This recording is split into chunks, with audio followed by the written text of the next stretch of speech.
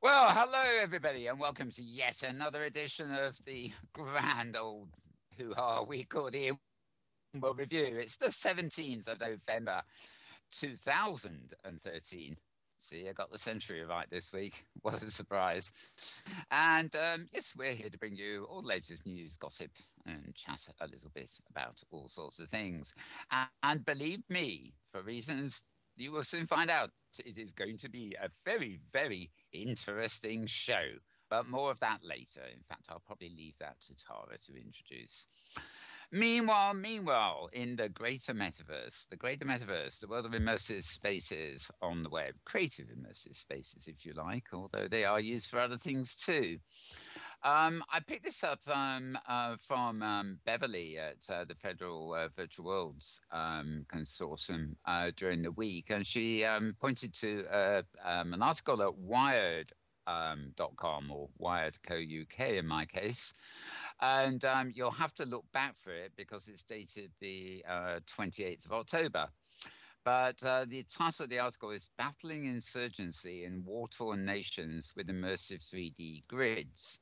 And very interesting read indeed. It's sort of it's out of the sort of entertainment virtual worlds, obviously, but it's actually looking at how simulated environments can, it's not just about military training and stuff like that. It's actually about sort of plotting out environments and understanding cultures and things so that they can have a better awareness of strange territories that they may be, well, I'll use the polite word, venturing into.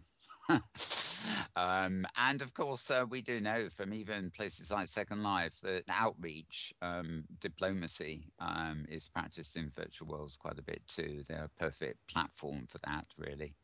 So a lot of real world barriers that are there between cultures. Globally, don't really exist in the virtual world because so many of the superficial barriers are sort of eliminated by using avatars and such like. So, as I say, that's dated 28th of October, and you can find that article at Wired. Very interesting article it is indeed, too. Um, One of the most popular of the Second Life like grids that run on open similar code, but are remain walled gardens, rather like Second Life, is a grid called Inworlds. A lot of the creative community have accounts there. Indeed, quite a few people have actually moved there from Second Life. And interesting, on November 15th, which is just a couple of days ago, a link from Daniel Voyager basically says that Jim Tarber shares new InWorld stats. And basically, the CEO, I think he's CEO of InWorlds anyway, Jim Tarber, has actually produced sort of concrete statistics about their growth. Let's see, from July 2010 to November this year, which of course is right now. And they'll be soon reaching a milestone, which is going to be 90,000 registered users. And it can't be more than a couple of years ago when that was the sort of figure I believe I saw on Second Life screens. So obviously it is a booming grid. And you can tell from the graph they've published on the blog, it just goes up and up and up, basically. Although for some reason there's a major hole in the graph in the middle. I don't know whether they're offline then or something else. But interesting blog. You can find this at danielvoyager.wordpress.com. And as I say, it's a post from the 15th of November. And there's actually a click through to the InWorld site as well. Right. Now, I don't honestly think there's much like this show anywhere else, really. We've been going for well over 5 years, never missed a week. I would be quick to point this out. We're very proud of that fact. But if Over podcasts, 6 years. oops, over 6 years, I'm even more proud to point that one out. Thank you, Tara. But if you like this kind of thing and you're happy with an audio broadcast, for a couple of years there was a broadcast called Meta Reality, which has yeah, about three presenters. One of them a former Lyndon Qual Fizz. formerly Carl Linden, and I well, never mind.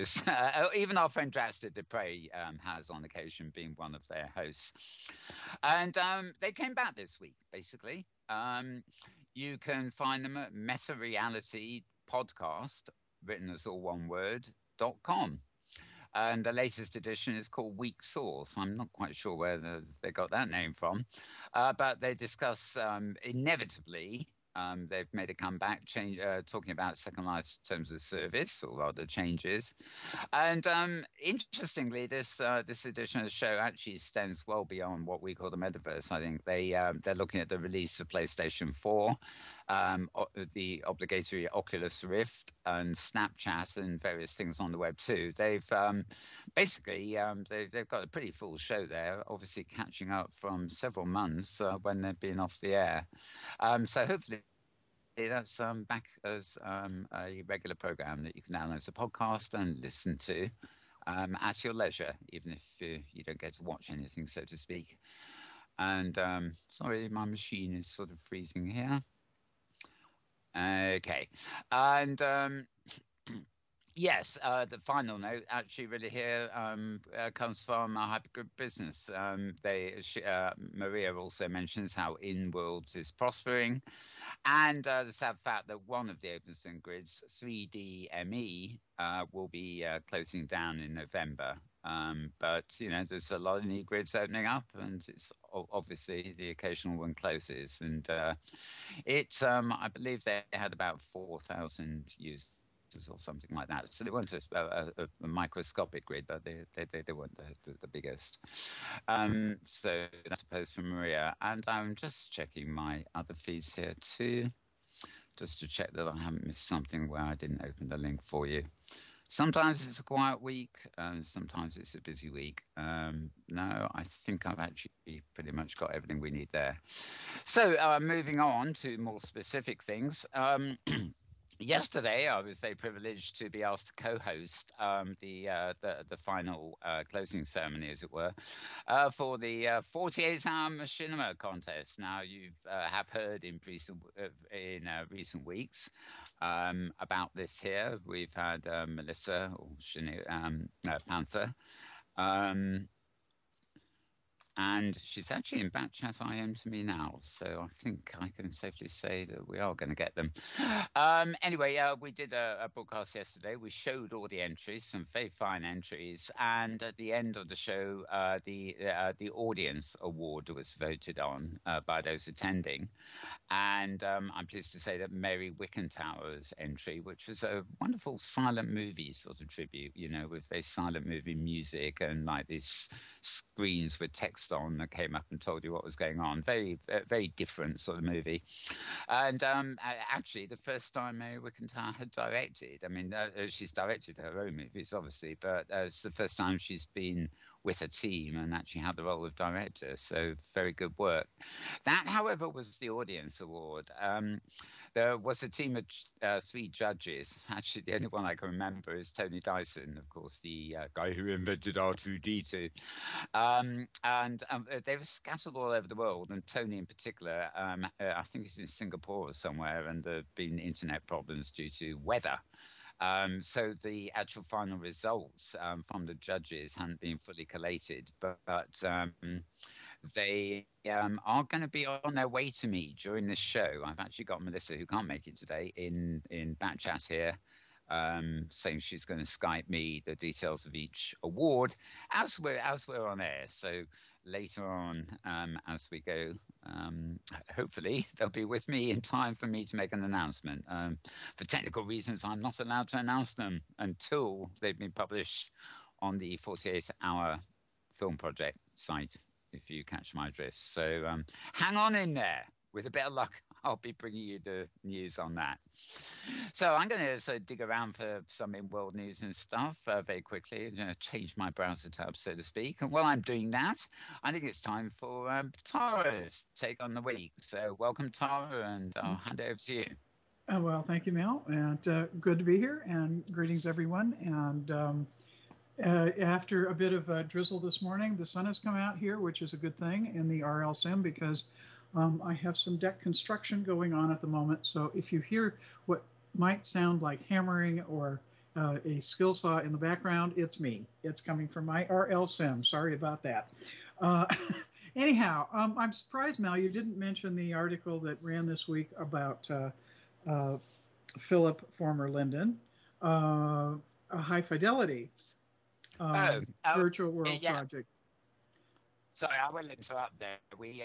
Yeah, there were the two pieces this week, but we actually did show the clip from Piston Planners at the top of the show, so Ah, I good. failed to mention that. Yeah. Yeah, good. Okay. Well, yeah, it's interesting, and there's certainly been some little tidbits come out prior to now that Philip was looking at something that might relate to virtual worlds, and so indeed he is, and under the new rubric of high fidelity. Um, One of the little tidbits in the article that I thought was kind of interesting was that, in fact, there is some funding from Linden Lab for this.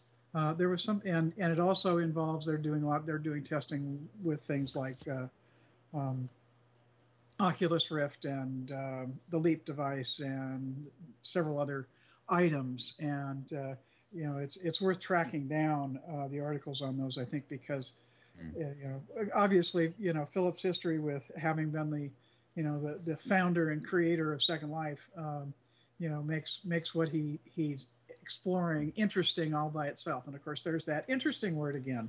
But if I can just interrupt, I know I don't normally do this at the Oh, beginning that's of the okay. call, No, you but can interrupt.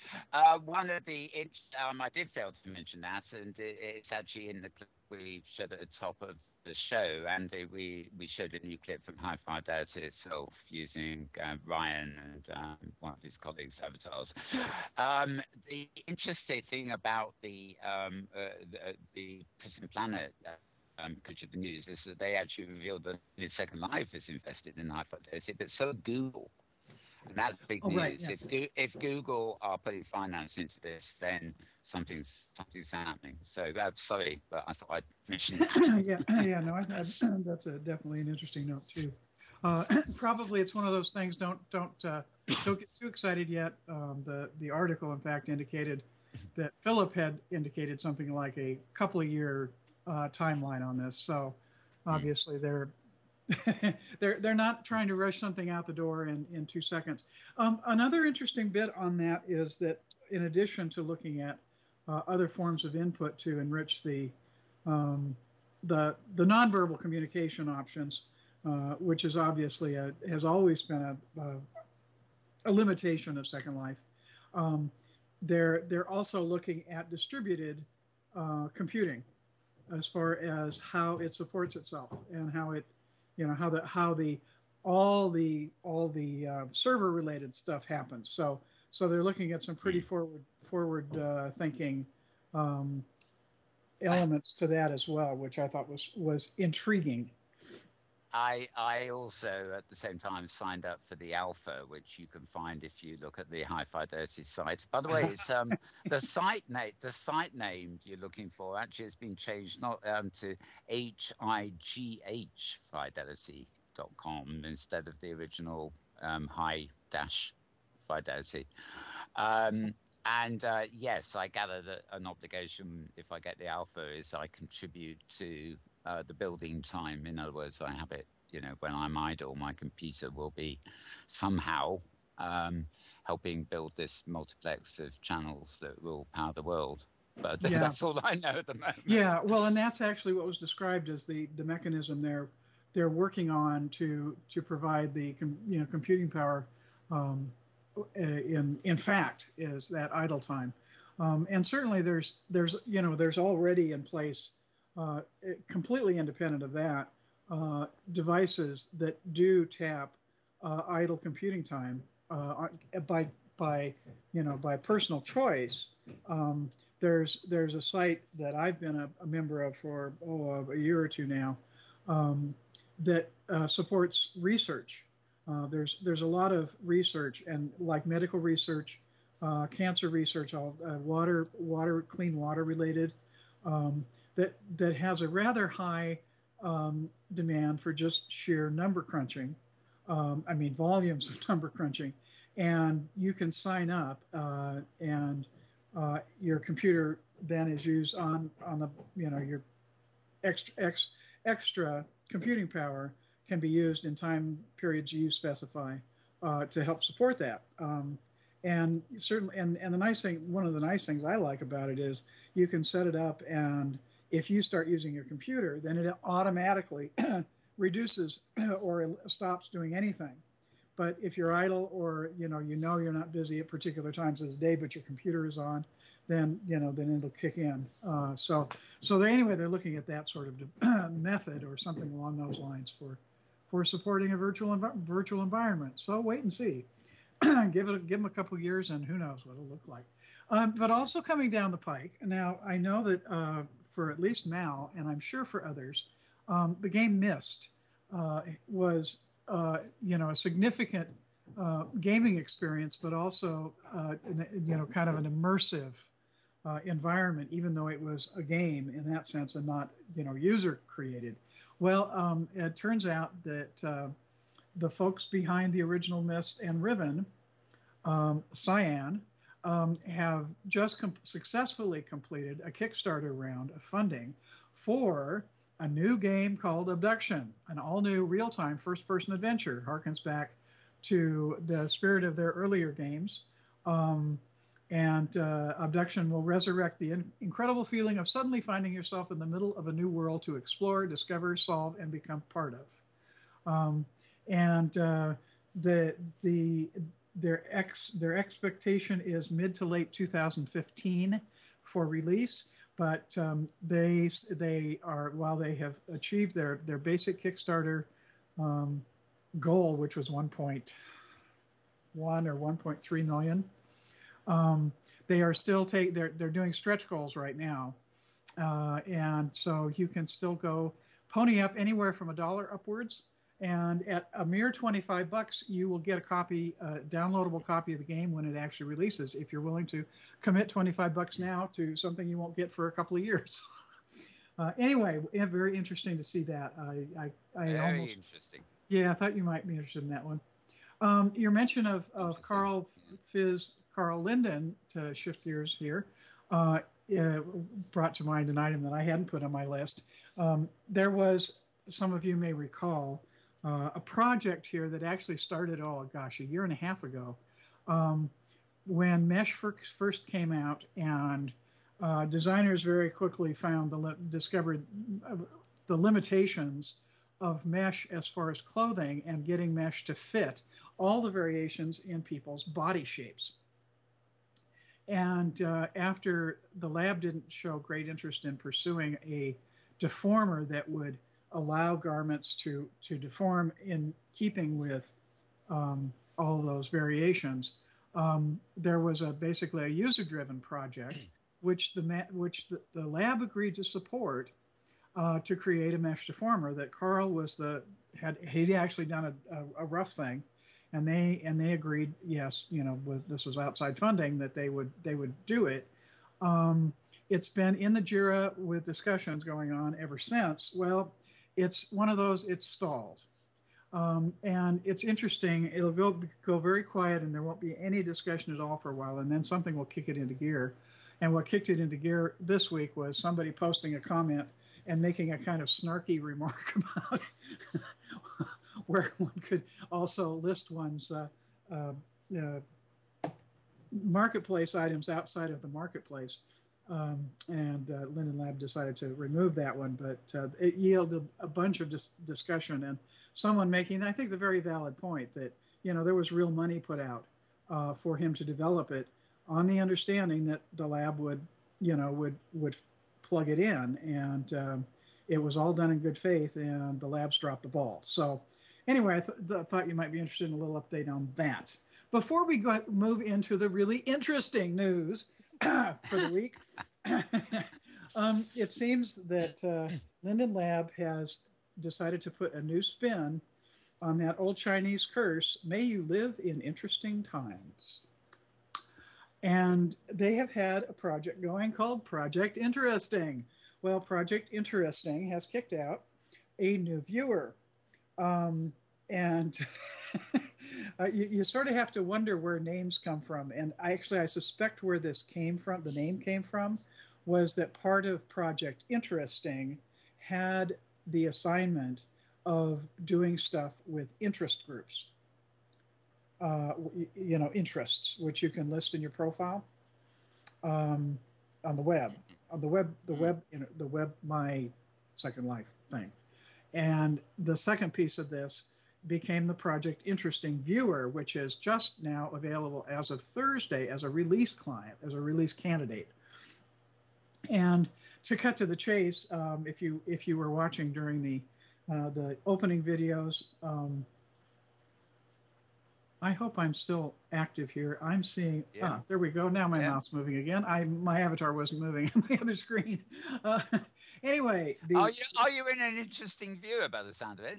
I bailed and I'm back on the Firestorm right now, but I did give the new viewer a little run this morning, and once we bring Honour into this, she and I can compare notes. I think she's been using it for a couple of days, so she's way ahead of me. But to cut to the chase, what the Interesting Viewer is designed to do is the final piece in there's been some back-end stuff going on to do updates on the server side. And this is the final piece to basically make this something that you can benefit from. And what it does is it improves how your environment in Second Life downloads and displays to you, how all those graphics display. And basically, there's two things it does. It saves more stuff. It enables your local browser to save more stuff and remember more stuff. And it prioritizes what comes through first.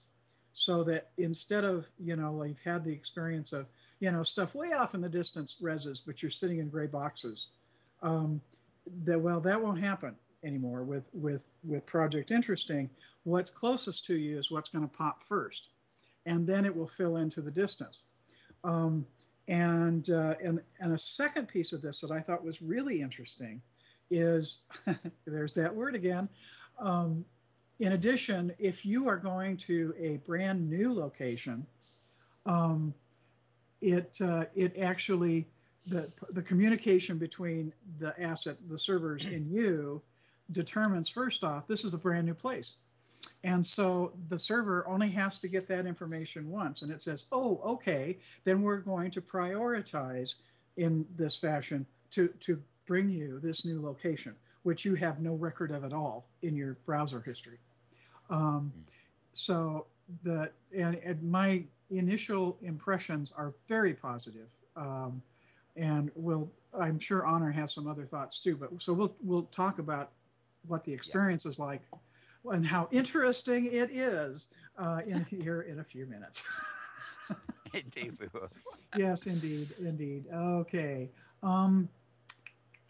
Okay. Firestorm users, if you're one of those people who are clinging by your fingernails to a version of Firestorm that does not support various newer features, be warned. As of tomorrow morning, you're not going to be let in by Firestorm. You are going to be force marched to go update. So do it now. Don't quit grumbling. There are apparently some. Where's the number? 65,000 people or avatars who are still logging into Second Life on versions of the viewer predating the more recent Second Life updates, such as server-side appearance, and the easiest way to encourage them to update is block older versions. So that's what's in fact happening. So be warned, if you're using one of those, Firestorm won't let you in as of tomorrow. Let's see. Oh, yeah. Here's the Eat Your Vegetable section for today. A couple of notes from NRAP. Last week, I talked about the bugs they discovered, which enabled nefarious folk from griefing, a couple of interesting griefing options for estate managers and estate owners, i.e. sim owners that would enable them to get to get blocks from their own sims. And there have been patches this week on that issue that now won't teleport home an estate manager or owner, and also will no longer estate managers and region owners are no longer affected by scripts which use the estate access band agent add. Uh, anyway, that's good news for those who are in that boat. So I think we can breathe a little easier if you happen to be one of those folks that the potential for you getting handed an object which will hijack your ban list and kick you out of your own sim appears to be at an end. So that's done. Let me see. If we have time, I've got an interesting list of items. You know, social media comes up repeatedly, and of course, if you're in Second Life or involved in virtual worlds, the chances are excellent that you're using other forms of social media like Twitter or Facebook or LinkedIn or who knows what. There's some very interesting little bits of demographics about social media that I ran across, but I think I'll save those, and I can do those next week if we get too busy talking about what's even more interesting. Yeah, but my last note. Yeah, my last note. Shootopia, which I talked about last week too, opened on Friday. This is the shoe event for all of those of you who want virtual closets like Imelda Marcos's. And this is actually a benefit for the nonprofit Souls for Souls, which is helping to address poverty. The Sims are Shootopia 1 and Shootopia 2, spelled like it sounds. And as of today, at least naturally, you can't get into the Sims without working at it really hard. I tried this morning, couldn't get in, so it'll have to be an off hours thing next week. But a lot of participants in that. So if you're interested in shoes and virtual shoes and what have you, definitely I think this is one not to miss. So on that note, I'm going to quit and hand it back to you, Mal. I'll let you introduce Honour. Yes, many thanks, Tara. Maybe you get the social networking stuff in your roundup later. Yes, very interesting. I wonder if the breedable shoes are, which still have me in hysterics. I wonder if they're a Shootopia. Those weren't those a beta or something that we heard about? Well, he ran a video a few weeks ago, the guy who made them, introduced them, and he went on and on about all their. They're very complicated, you know. They're like some of the really advanced breedables. It's just they're not critters, they're shoes. Yeah. I looked at those. A very odd idea. And just to comment on a couple of things you mentioned, I was, of course. I'm not really a game player, but I did love Myst and Riven. And I gather that the new project is going to be available on things like the iPad too. It would be built that way, which is very good news indeed. And I think we should give Sun a plug because the original Myst and Riven are both available to play and behave just as they ever did on the iPad. And there is also a second version of Myst available on the iPad, which is completely updated to use the iPad's touch tools. So it's actually, as well as getting the original Myst on the iPad, you can get the updated version, which behaves rather differently, but is essentially the same storyline with a few extras. Anyhow, that aside. There was something else I was going to comment on too, but it was so far back, my failing memory has hit me. As Tara mentioned, we have a guest with us today, and it's a big welcome back, actually, because she hasn't been here for weeks. We've got Honour McMillan with us. Welcome, Honour. Thank you. It's a pleasure to be here. Now, before we open up our discussion, all these interesting things, something else of interest has come in, as I hinted at the top of the show. I am now pleased to be able to read out the results of the 48-hour machinima contest. Now, for those of you who don't know, basically, various machinima makers making films in virtual worlds, although sometimes incorporating standalone software that qualifies as machinima, were given exactly 48 hours to start from scratch making a machinima, and they had to get it finished, edited, and uploaded to a central server, all within 48 hours. Now, we had 10 entries yesterday, although two of them, which were shown and discussed and interviewed, whatever, two of them, for example, did not make the deadline. Who knows? Maybe they had a slow upload and they didn't get there on the exact minute. I know from past experience that this can be the crunch point. However, the contributors to the project basically are given three things that they have to include in the film, so there's no cheating by starting in advance. And basically, one of the things was a character, a fictional politician called Pat Runyon, or they could be referred to as Pat. They had to include a prop, which was a dice.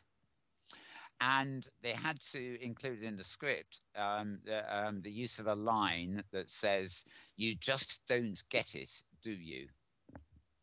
And I mentioned that because that reiterates, they didn't know those ingredients, so to speak, until the very beginning of the start off. So they had to work with what they got. They were also individually assigned a category of movie, and if they didn't like the category they were given a wild card option.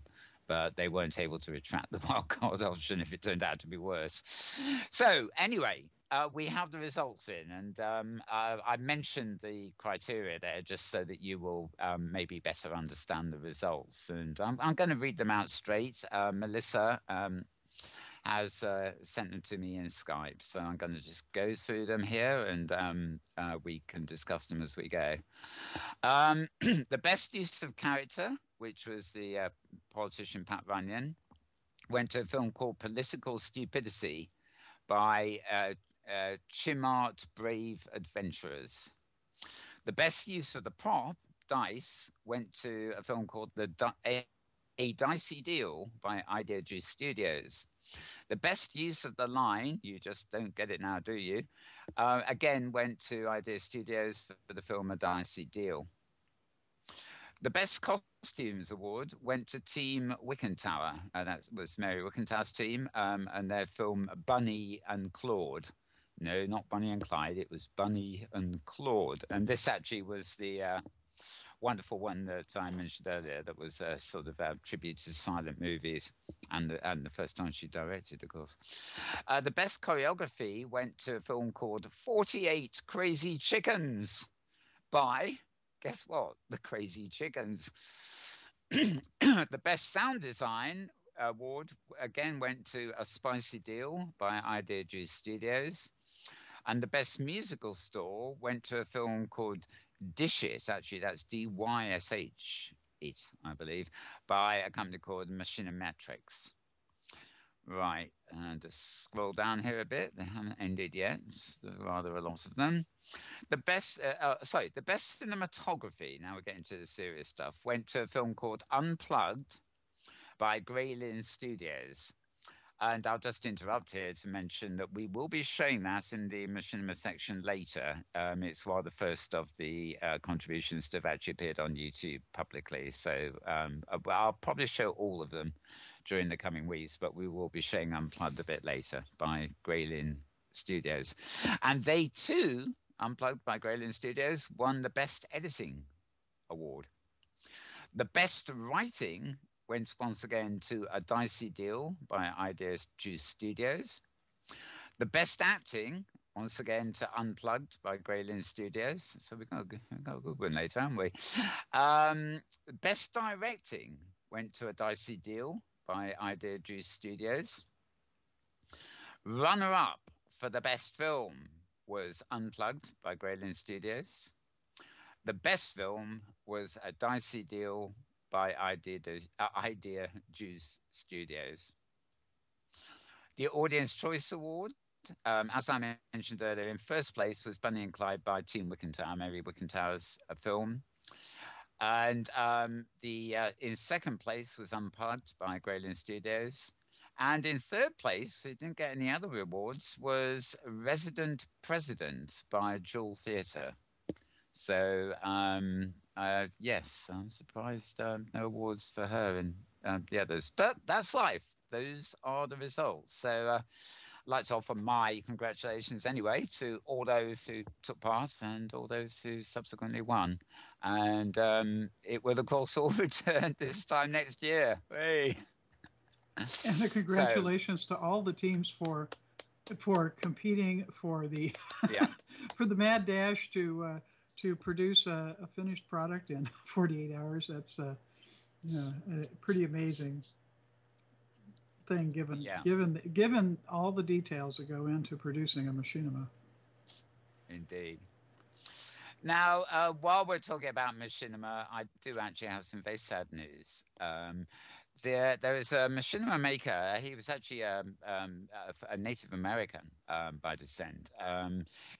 His name was Ed Vespuciano, although he often published his work under the name Ed Folger. And sadly, I heard earlier this week that he had passed away and is no longer with us. And I do remember. I mean, he was a very frequent contributor to the University of Western Australia competitions. He was all over the place. He was very good friends with Save Me O, apparently, and various others. I'm sure he'll be greatly missed. And later on, when we do get to the machinima section, another film I'm going to be shown. I keep calling it Peyote, though its full title is a bit longer. I can't remember the full title offhand, but it was one of his contributions to an UWA contest that I was privileged to be judging. Well, I was on the team of judges, that is. And my vote, I remember, for this particular film was very high. If I didn't put it at number one, it was number two or number three or something. And I really remember it. So I've sort of dug it up from the archive and uploaded it to show later today as a kind of little tribute memory to Ed, who, as I say, has sadly passed away. So, we will now move on to greater affairs and interesting affairs at that. We're going to be, I think, discussing interesting things, aren't we, folks?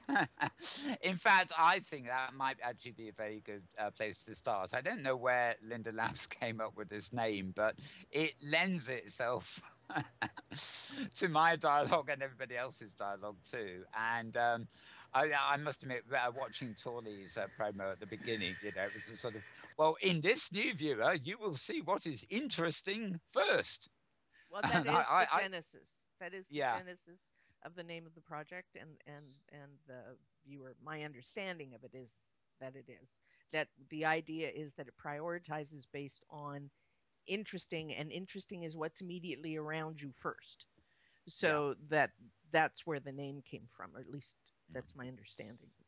And the fact that it pre-caches the whole stuff sim you've been to, so therefore it's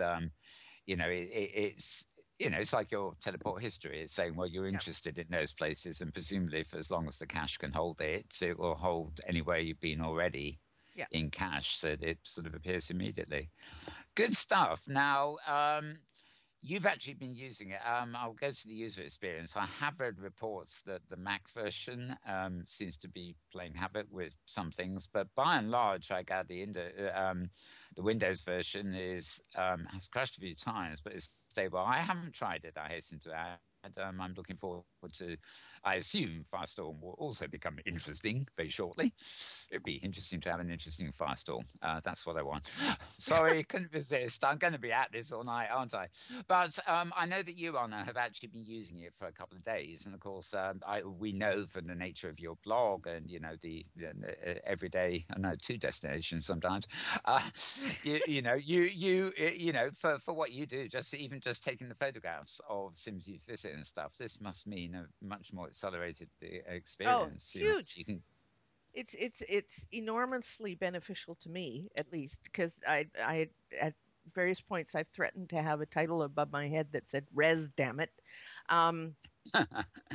The viewer, to me, has been extremely stable. It crashed once while I was sitting here, and I think I figured out why, which I'll talk about in a second. There are, in the release notes, it makes mention that one of the known issues that sometimes small objects will, as I will put it, pop in and out of res. And I've seen that. It wasn't a big deal. It was one small object on an entire sim that kept popping in and out of res, and I just ignored it. But compared to what I've been experiencing with other recent beta versions or even the production version of the Linden Lab viewer, this is a huge improvement in terms of resing speed and stability and FPS for me as well. I've heard stories that people find it a crashy viewer. I had not experienced that until I sat down here. And let me tell you what I think is happening, although I have no idea why. I'm not a techie. I just follow in RPA and click on links and without worrying about understanding stuff. I've been looking at the fact one of the things that's included in the viewer is a new statistics window called Scene Load Statistics. And I've got it and the old statistics window both open at the moment. And the only difference I can see between them, the scene load statistics is a smaller subset of all of the stats in the other major window, with one interesting addition called frame pixel difference, which at the moment doesn't work. But I think that could tell me something when it does work. I'm not sure what, but I'm sure it'll be interesting. Yeah. It will be interesting. It will be interesting whenever it does work. However, as I sat here and we were getting ready to go live and I was listening to you two and I did crash, I've had both windows open, and what does not appear on scene load statistics is your FPS. So that's been sort of sitting on my major statistics window, and it's been up floating in the low 40s, and then it'll slide down suddenly to 12. And I discovered that if I turned on my speak button, it went immediately back up into the low 40s. And if I left it on, it would sit there for a while, a few minutes, 5 minutes, and then slide down to 12. So if I turned off my speak button, it went right back up to the low 40s. I have no idea what the connection is, but I suspect having voice on is what made me crash. Don't know why. Just saying it's an observation. I'm wondering. Actually, I must admit, voice doesn't sort of tally with this. But what I was wondering is that if we're reaching a situation where a large amount of the information is actually drawn out of your cache, and only new information is being downloaded live from the server, then if you're doing something that's dependent on cache, then because it's already on your local machine, it will load quicker and you'll get a better frame rate, whereas the frame rate will drop if your processor is busy downloading new material. I don't know. Well, except that there shouldn't be any new material on this sim. I mean, I've been here for an hour and a half. So when you land on a brand new sim, which I did this morning, for example, it downloads the entire sim immediately. It doesn't wait until you move your view distance out or point in that direction. It puts everything into your cache and then reses what's immediately in front of you first, so that so it's there. And what I discovered was I could increase my view distance and not have to wait an extremely long period of time for things to suddenly res that hadn't resed before. That because they were coming out of my cache, they were coming out much quicker. It was actually delightful. Yeah, did that? It might be too early to ask this, but did that work for when you were at the draw distance? Did that work for detail on an adjacent sim, or were you just practicing? I've been on islands, so I didn't have any adjacent sims. So I wasn't looking over boundaries or anything. It was just and I didn't have enough time to look at that, Mel. That definitely was something I wanted to check out, but I definitely would agree with you, on being, sitting here saying wow a couple of times, Yeah. as a view would pop, everything pop into view, almost instantly. The speed difference was really noticeable. Huge. But and you need to have it in while mind we're just in talking case. about speed of resing, which is important to me from a virtual photography point of view, because otherwise, I can set up my composition and then go make coffee while I wait for the objects to res. And it's just, but this has been a delight. One huge difference for me, I am one of those people who, ever since the introduction of HTTP textures, has been unable to use it. If I had it turned on, then either there was no difference or it slowed resing down, which just drove me crazy, because I'm one of those people who is very greedy, and I want every performance enhancement improvement I can get. And it made me insane to try and figure out why I couldn't use it. And the recommendation people were giving people who have low FPS was to turn off HTTP textures in many cases. Now, I'm talking about Second Life Viewer, I'm talking about a PC here, but that was what the recommendation always was. So I was never using it. And then I saw let me make sure I get her name right, because I learned much of what I need to know from other bloggers, because they're so much smarter than I am. Pussycat Catnip blog a few weeks ago. And it turns out, for those of you who have this issue, you might want to try this. Even if you don't have the issue, try it and see what happens. And if you've got a pencil out, write this down. Go into debug settings. There's a debug setting called texture fetch concurrency. And what this controls is the maximum number of HTTP connections used for texture fetches. And it turns out the default is 0. Which means you can turn on HTTP textures. And it will still fetch nothing. It will fetch nothing. Oh, don't you love the Linden? Nothing. If you just move that 0 to 1, you suddenly have an enormous improvement in the speed of texture resing. Isn't that wonderful? That is rich. But here is our case. So, it makes no sense whatsoever, because HTTP textures are on by default, but 0 is the number of channels you get. So go into debug settings, texture fetch concurrency. Now, the next thing you need to understand about texture fetch concurrency, school teacher by the name of, is that there's a balancing act between that she has a post-discharge follow-up specialist nurse practitioner. And most of us, when mesh first came in and we were having trouble getting mesh to res, and she was diagnosed with anterior MI. We used ridiculously high settings under MeshMax. Immediate cause of her distress. Okay, made an uneventful recovery, or something, but she is now experiencing new focal chest pain of unknown And origin. it turns out there's a balancing act between, because you only have a certain number of channels, okay, that are available. So we're going to take a look. So you need to balance the two at the kinds of materials that we can present. The lab is going to be making some changes which will throttle MeshMax concurrency channels down to 8. So at the moment, I've got both of those settings at 8, and it's working for me. But you may have to fiddle a bit depending on what you've got MeshMax concurrency set to. And Inara tells me that at some point in the future, they're going to create one pipeline and have both mesh and textures loaded through the same pipeline. But in the meantime, we have these two separate debug settings. I remember back when one of the old criticisms of Second Life was that it always required, for some people anyway, too many ports open all at once. With the web, we usually just have one HTTP port open, whereas Second Life used to, I don't know whether it still does, open quite a few different.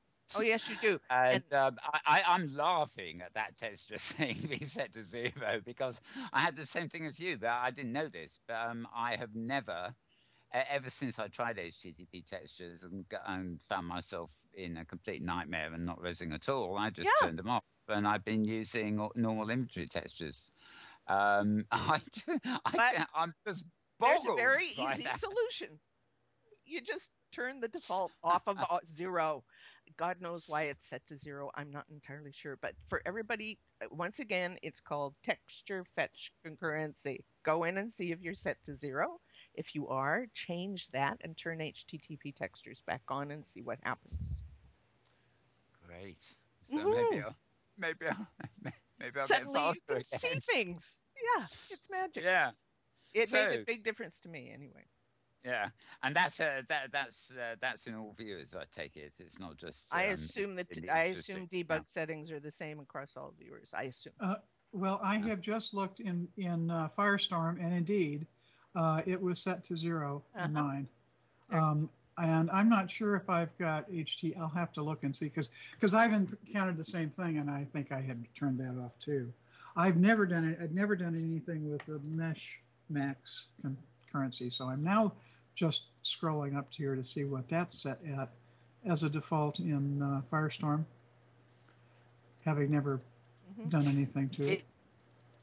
Really fun because we people that Sorry, you're breaking up, Mal. We think a lot about how people got way that people Mal, your sound is just horrible.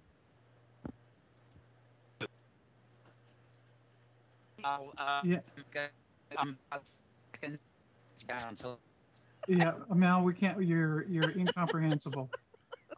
But I'm sure what you're saying is really is very important, really, and very interesting. And very interesting, I'm sure. Yes. I just don't know what it is. Yeah, yeah. Pet Love is sending him a back channel message here. So. Fix your sound.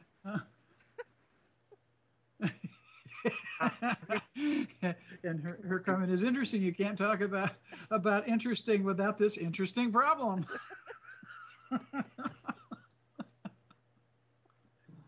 See, I'm a comedian even when I'm not on the show. Yeah. Apropos the known issues, Mac specific,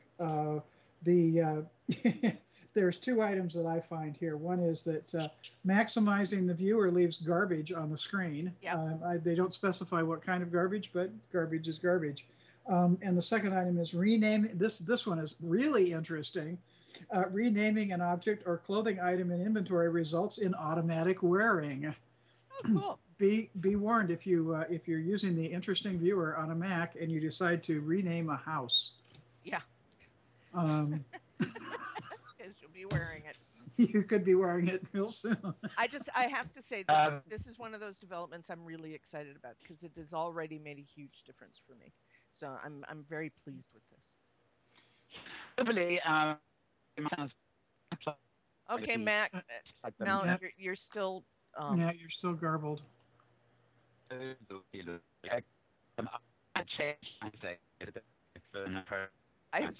think you need to. We'll just take over, okay? Mel? We'll take over while you start. Okay. And I trust that if a new call is in order, that will happen.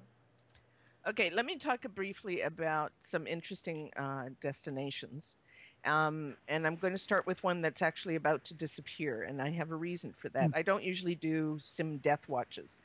But if you go to Ziki Questie's blog, you'll find, among others, the announcement that Avalon Town is going to close at the end of the calendar year. And Avalon Town is actually a group of sims which has a lot of art and has been devoted to art for many years. But the sim owner, Colleen Kesey, has some changes in her real life, and so she will be shutting down the sims at the end of December. They're going to have a big closing out party. They want photos from over the years. It's going to be a lot of fun, so you can read the blogs to get that. However, one of the important pieces that people might want to take note of, if you're in the market for a sim, she's going to sell them for 1 linden. You still have tier, obviously, but if you would like to buy a sim for 1 linden, contact Ethan Westland or Trisha Aphrodita if you're interested in that. So I'll be sad to see Avalon Town go. But I have great memories of the art I saw there and the community that built up around it. And I look forward to their big party at the end of December. Okay, am I back and audible? You are. Yes, far. much better. Okay, I actually changed USB sockets in the hope that would do something. And my apologies to Pet. I suspect it was my unplugged plug business that gave you a bit of sound echo, so I couldn't do much about that. I don't think it was you, Tara, is what I'm saying. Right, okay. I'll just move into less interesting stuff. Oh, sorry. Less interesting. Never mind. Yeah, Disappearing Sims. Always sad to hear about. Things I think are interesting that I've just got a note of here in my Inworld feed.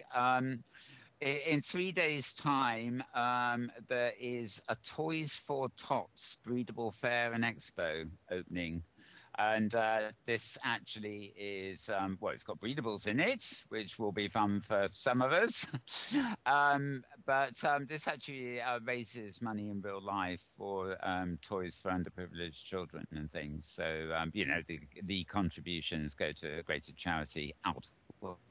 So worthy of an additional plug there, I think, for that reason. I am, as regular viewers know, probably a big fan of Rebecca Bashley. And while I've got you here, Honour, I know from this morning's blog that you have been there. You have been in search of the Invisible People, which is the name of her new installation. So do tell us about that. La Città Perduta or the Lost City, is a wonderful sim. You can find it on the map. Just look up Land of Glory. And what they typically do, it's a beautiful Mediterranean Italian type town. They'll have arts installations which sort of fit into the town. So you wander the streets and follow a story such as Havit Neox's Lost Alphabet, or a variety of them. It's always fabulous. It's a wonderful location. The latest one is by Rebecca Bashley. It is called Invisible People. And what she's doing is using camouflage art. So she's talking about how, there are people in all lives that we just sort of don't see. They're invisible. We wander past. But what she does is she uses textures rather than transparencies to make people very semi-visible. Let's say semi-visible. So if you move your camera to the right location, depending on which one of the 21 individuals you come across, they will tend to disappear into the background or appear to be sort of almost transparent, and you see the background through them because of this amazing work she's done with her textures. My focus on the blog this morning was that it really is good practice for you to use your camera to line it up properly, to get it exactly right, and to get the light exactly right, which as a virtual photographer is a pain in the butt. But I didn't necessarily succeed terribly well. But it's a fabulous, immersive way to get involved with camouflage art, which is a thing which has been around for decades.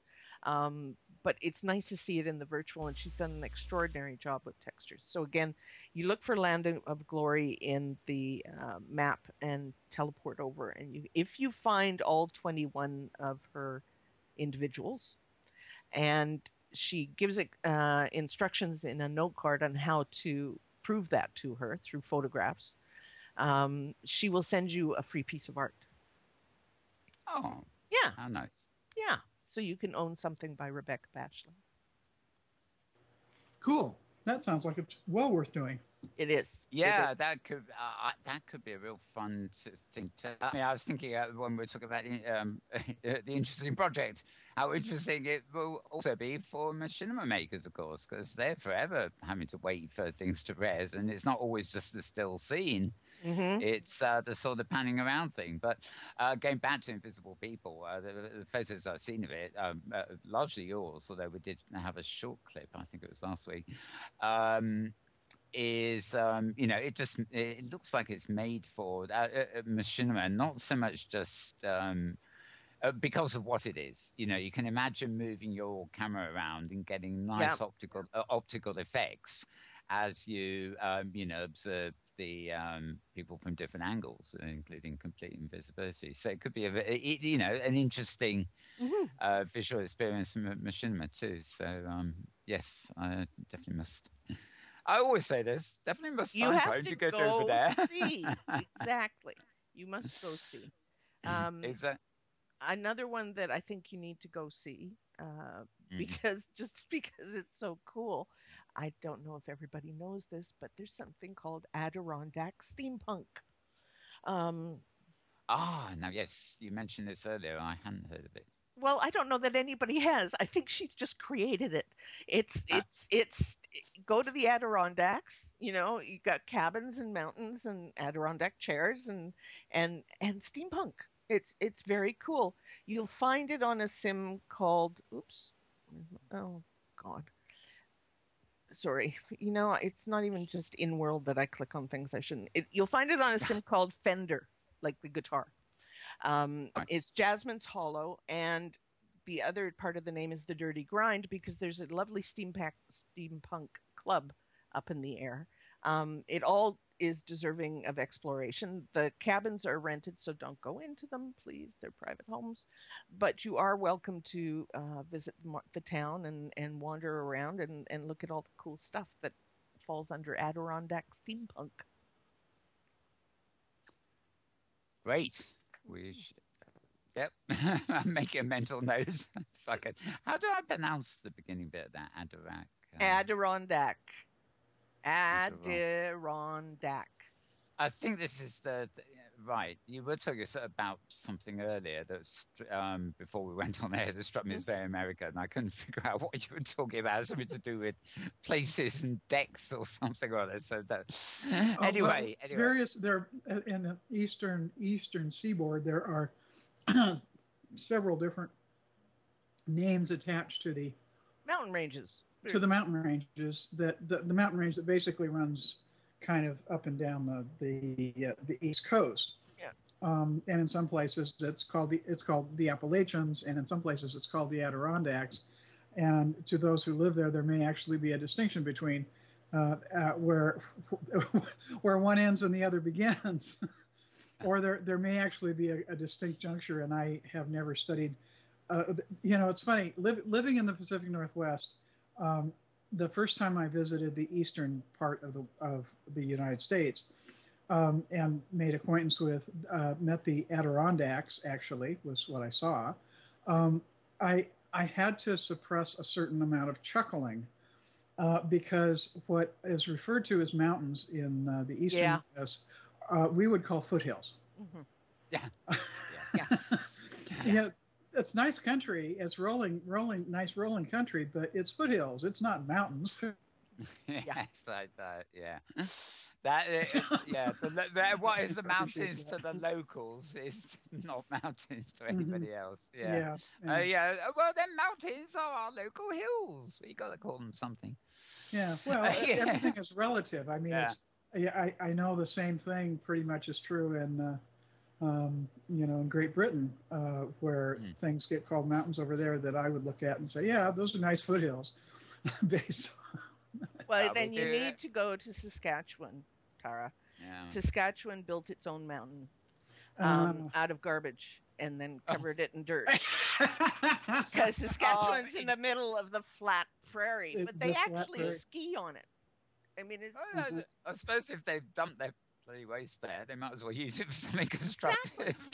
So they covered it. So they have a little mountain now in Saskatchewan. I know we've got areas in Scotland and the Snowdonia in Wales that I call mountains. They're known as mountains, but compared to the Himalayas, and they're a non-starter. But they, within the context of our terrain, they're more than hills. But you need to have it in mind just in case. Yeah.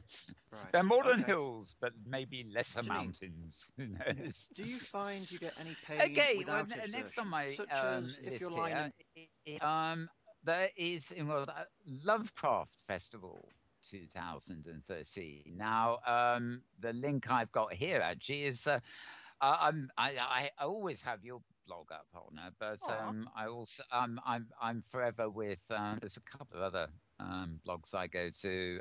There's Nara Prey, of course, and I'll come to her in a minute anyway. But this the blog I've got here is a blog called millionhappyendings.wordpress.com. Immersions and explorations in the virtual world of Second Life. This is not a blog I actually come across too often. But they've got some rather nice pictures on it of at the Lovecraft Festival 2013. Have you come across this at all? Even been to it? I have not been to it. No, it's on my list. I have yet to make it. Right. Yeah, unfortunately, this particular blog. She says she's going to have a few more pictures tomorrow. Can't wait. But it doesn't actually give me any constructive dates. What it does do is if I mouse over the link here, I actually have a slill. So it's, the usual slill business. The space playground dash 253 dash 253 so we're going to vote 94. So the coordinates. And you can see that I can see it's just known as the playground. And it's a have you had any pain in your legs? And I love Lovecraft stuff. I used to love the sort of comic strips and things that were set there, and and also a literary attraction of Lovecraft itself. It's a step above the horror fictions, if you like, that we like as kids and somehow grow out of until we rediscover Harry Potter, that is. Thank you, Dara. I'll go there later. Lovecraft has always, excelled, I think. So the idea that there's a Lovecraft-based sim, albeit Halloween has passed, is wonderful. So that's another one on my list. Now, the next one I've got, the blog I'm reading, we actually showed a trailer. Sorry, we didn't show a trailer for this. We will be showing a trailer later in the show in the lifestyle section. But there's an organization in Second Life called Too Late.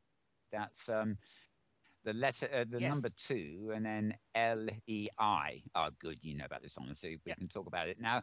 I think the organizers of this have always basically centered in Europe. But the whole thing of this is, countering violence against women worldwide. So it's not, a European thing or anything. And if you go to ALIZAKARU.wordpress.com, you'll find a newly published events calendar for this. And just because it's in a foreign language, it looks like it could be French, Spanish, I think it's Italian. Okay, very good. Should not put you off looking at the site, because all the actual locations and the events and the streaming addresses and everything else are actually clear to see. You might not understand. Well, and typically this is the third year I know of that they've held the event. And typically at the events themselves, there are the materials are available in various languages. The people I've known who have been involved were Italian, the artists and the organizers, but that doesn't mean they are all Italian, just that those are the ones that I knew. The clip was in Italian, I think, but I think they had subtitles or something. It's self-explanatory half the time. So yeah. Have you previewed any of this, or? No, my plan is to go. I have talked about it in previous years, and we worked with them a little bit on 1 Billion Rising last year as well, even though that's February. But what we would call Tulai, I don't know what the correct pronunciation is very active in Inworld on working on violence against women and gender violence. Sexual gender violence in general, I think you'll find, not just, but although the majority it seems to be directed towards women, they don't specifically just devote themselves to that. No, it does work both ways, although, as you say, the majority is a women's issue primarily, but certainly not exclusively. Yeah. Well, We do show, and I actually add them to the show after, sometimes on Monday too. There's a group, and they too may be Italian, called Pyramid TV, who they don't broadcast like we do. They simply produce promotional films for things in World. You can IN them, and they'll do a video for to advertise your your thing. And amongst other things, they, again, we're showing it later, they did one this week promoting this. They also send us a whole load of stuff from other things too. And we run them because they may be in Italian or something, but the pictures are worth 1,000 words. You can still find out about the events. And there's a mass of stuff listed on this what's on. It looks like the first event starts tomorrow at 22:30, which I presume is Second Life time. And it goes on from there. So hopefully we'll keep you up to date on those events as they occur. But definitely a very worthwhile cause to be supporting. Again, as well as the events that are actually happening, and it's a really wide range of events. To capture everybody's interest, I think. So some very good work there. So I'm just. I'd like to do another sim if I could. That I think people should see. I was just looking at this, but unfortunately, I can't see any central oil for this one. But as I say, if you go typically in previous years, they had installations at a variety of locations around the grid. That there wasn't a central one, but although events, as I recall, there were events in addition to art installations. There was a lot of art involved. Yeah. Okay, next sim. This is nice. Is it interesting? Well, we can hope so. We're interested anyway. Music obviously is a big deal in Second Life, and music venues come and go, and some of them stick around for a long time. But one of the more interesting ones I've seen lately is called Hesperia of Templemore. And this sim has multiple stages on it. The sim is decorated in, I'm going to say 6 different themes.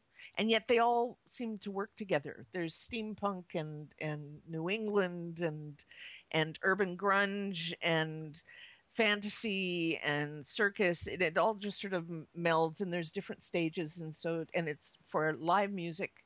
It looks like a really interesting place to go to for music.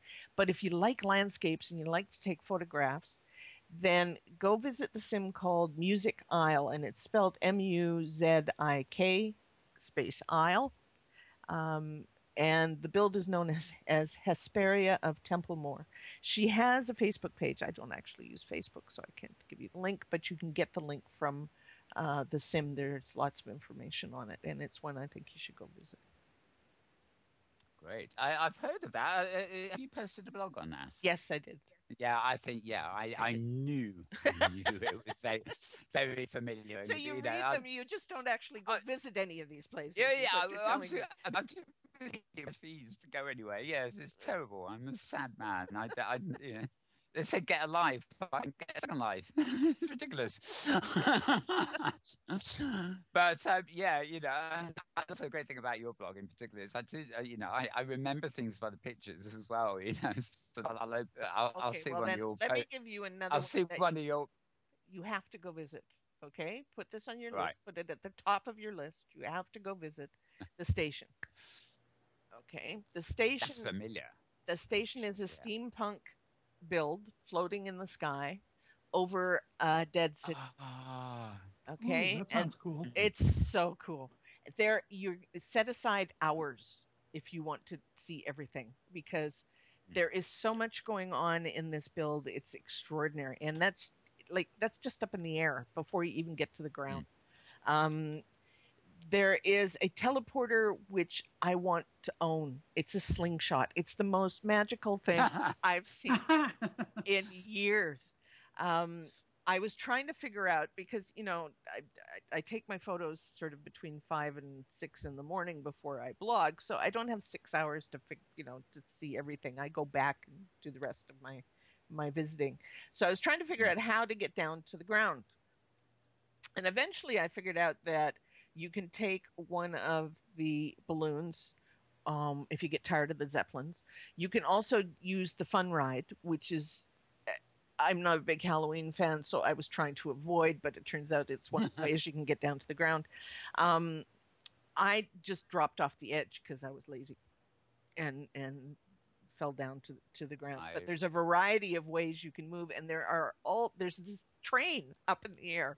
There's this train that goes on tracks that hang over empty space. It's the coolest thing. So you've got to go to the station, okay? And the name of the sim is the station. So you really do. You have to go visit the station. It sounds like it's worth it just to go on the slingshot. Oh, actually. Yes! It's just wonderful. I think we actually showed a couple of videos of that in the last couple of weeks. So that's been around for a couple of weeks, I think. But yeah, as usual, one of my commenters on my blog, let me find her name, thinks that the build is actually the responsibility of Arcadia Asylum, who is a longtime resident who's now in her second or third reincarnation. But if you remember Arcadia Asylum, she thinks that's who's responsible for this build under her new name as Ali Resident. Ali Resident. Okay. So, yes, another one. Yeah, I hope you're taking notes, Tara. You know what my memory is like. I'm trying to remember all these. Hey, my memory's like yours if I don't take notes. No.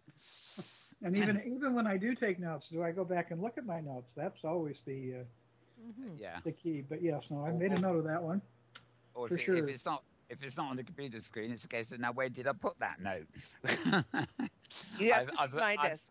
There are yellow stickies all over my desk with the names of Sims on them that I'm trying to get to. I recently had a reorganization, and pens and paper are now banned from this end of the room. For better or worse, because I could never find anything. 2 days after I wrote it down, it was lost in a pile, and I thought, this just can't go on. There's just no point. Well, then I'm going to tell you again. Your debug setting is texture fetch concurrency. Okay. Oh, very good. Yeah, I'll look under texture. I can't you remember. You actually have to do texture fetch to find it. You can't just type texture. You won't get it. You actually have to type texture and then start the fetch or scroll down the list until you get to texture, and then it's alphabetical. Yeah. That's that tends to be the way I work. I just look in. I look for the keywords and scroll down till I find something that sounds right. Okay. SL Newser. This is actually a blog, but I often mistake it for it's a bit like a magazine because they've got sections all over the place. And it's all run by a chap called Bixel Shufton, who we've had on various telethons, and he's never been on the show, but I don't think he does voice, actually. That may be why. But he drew my attention yesterday to something called the Call Art Exhibition Protest. That's CALL. And I'm not clear whether this happened last Sunday or whether it opened last Sunday and is still there. But it's something on the top floor of the Somnium Photo Art Gallery on the Greece sim. And I really have to mention this, although we are not going to get into a TOS talk today. Please, not again. But this exhibition was an artistic protest against Linden Lab, and it was called the CALL exhibition. CAL is short for Creators Against Linden Lab. Well, one wonders what they're doing on the grid if they feel this strongly.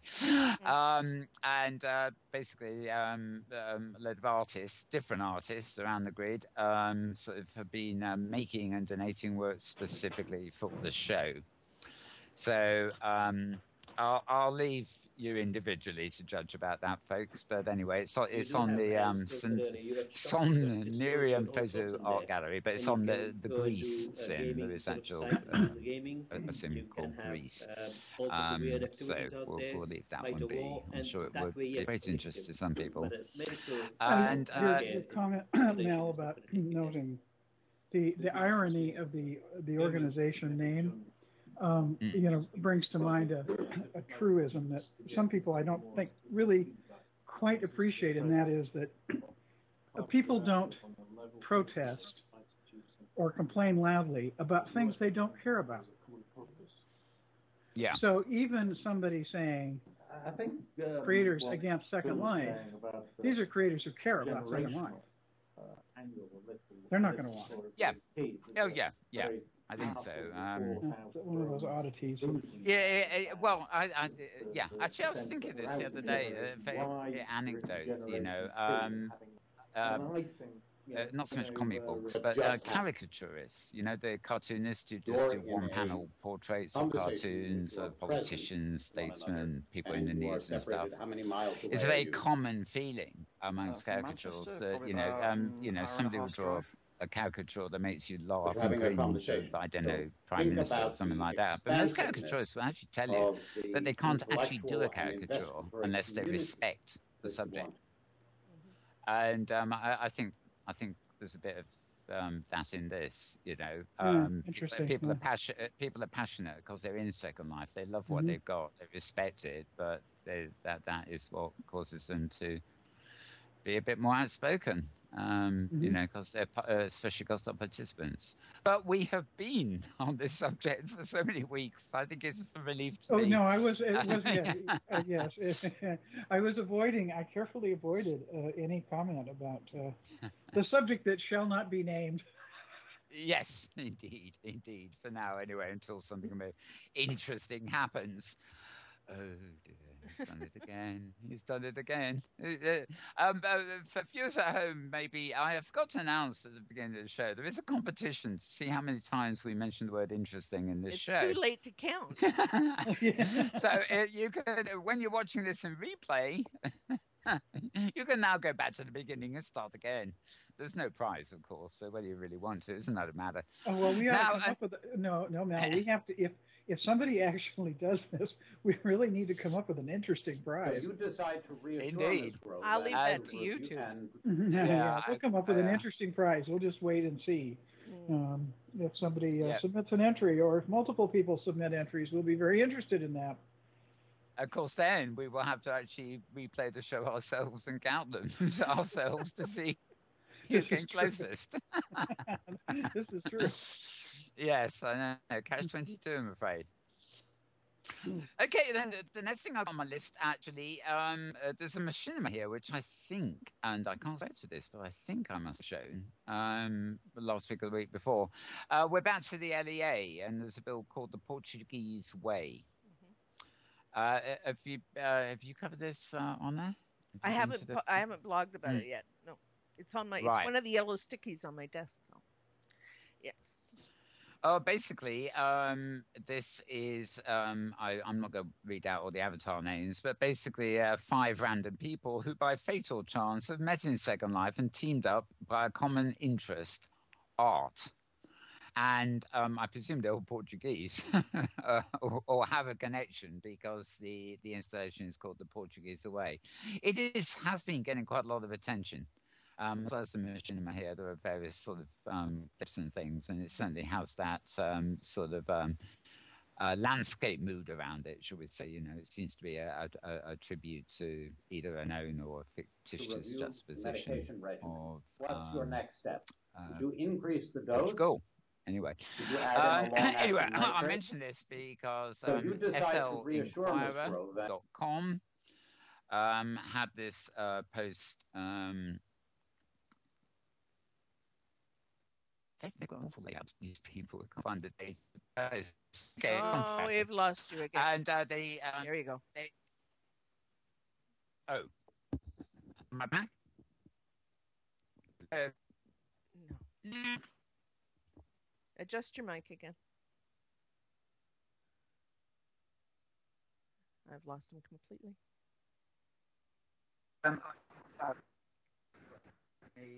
Without the headphones at the moment. Can you hear me? You're sort of there. You're coming from a distance.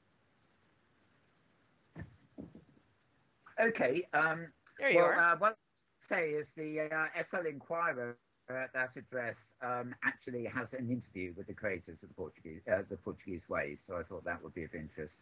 I'm basically going to try and replug here, so if you just carry on the conversation without me for a few minutes.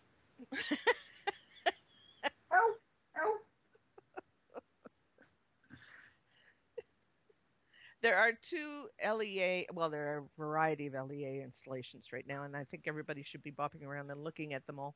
2 of my favorites are, of course, Musiclandia, which has been a huge hit, as has Floating Islands, been a huge hit. But there are a number of them, and you really need to go. Just type LEA into the map, and you will find 27 or 30 some odd sims, and pop around and see what's going on, because it's just some very cool stuff. Okay, I think I'm back. Yes. Wonderful. Okay, well, countdown. This is like a Skype call, isn't it? Countdown to the moment it drops.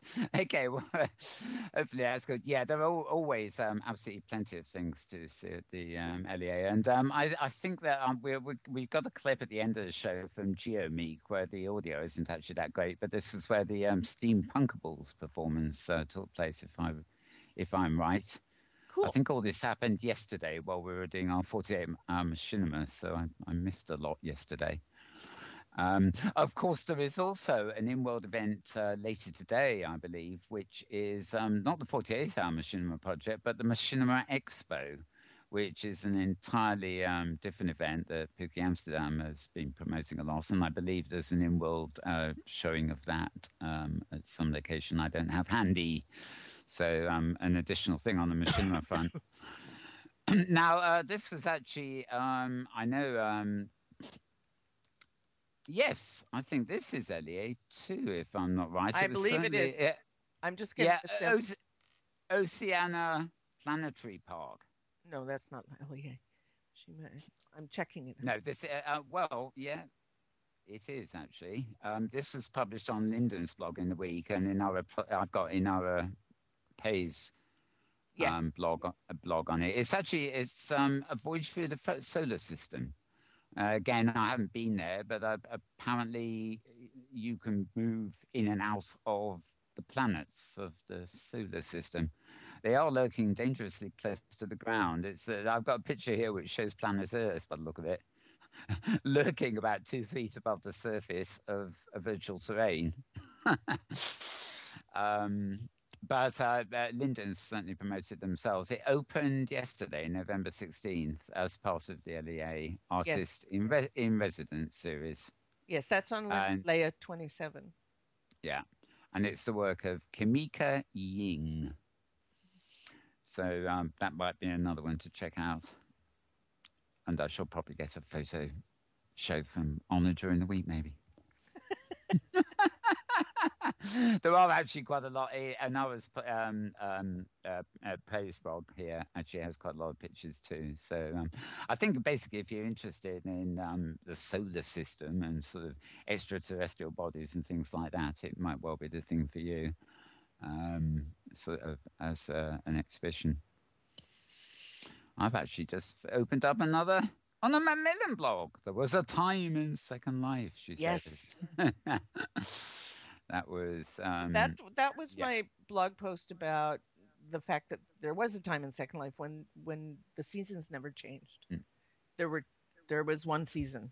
There were 4 times of day, right? Night, day, sunrise, sunset, and it was summer. It's just what it was. And then somebody came out with fall trees when everybody went, oh, that's sort of cool. You know, we could do seasons. And it became a thing, and there were weather systems, and then textures, ground textures, and sculpted snowdrifts, and wind light, you know. So all of it came together, and now we sort of expect many sims to change as the calendar changes, although most of the changes seem to be northern hemispheric centric. But there is a sim called Manet, as in the artist, which is the home sim to a skin store. And I found it this extraordinary combination of autumn and spring. It was like we've taken it, you know, Mother Nature's probably bored with 4 seasons. And so I found it beautiful. It's a very pretty sim. But the season I would have to call Spotum. Just enough detail so that the eye is taken. You see the sink, you see the chair.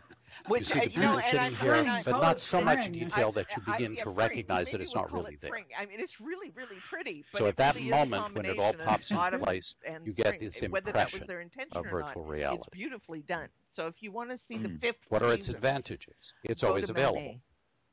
It's there 365 days a year, 7 days a week, like no snow delays, no weather delays. MANET. Airports don't.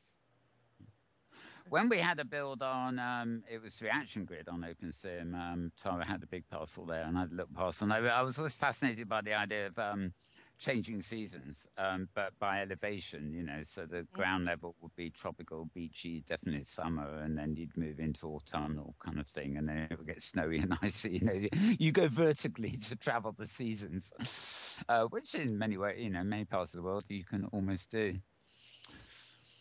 Right. Now, in our place blog, also, I had a post this week. It was basically nips, tucks, and tweaks. But ever keen to know about third-party viewers. This is actually about a viewer that I'd never even heard of before, called You Can Do. UKANDO, which is now up to version 3.6.10. And in our place blog has the links, and basically she's given an update. You know, it's got its quick tools photo, and it's for these third-party viewers that I suppose a bit like Firestorm really specializes in taking the underlying code and modifying the interface and the various options you can pull up. You know, the sort of things that aren't obviously accessible in Linden Lab's own viewer. Can I still be heard, by the way? Yes.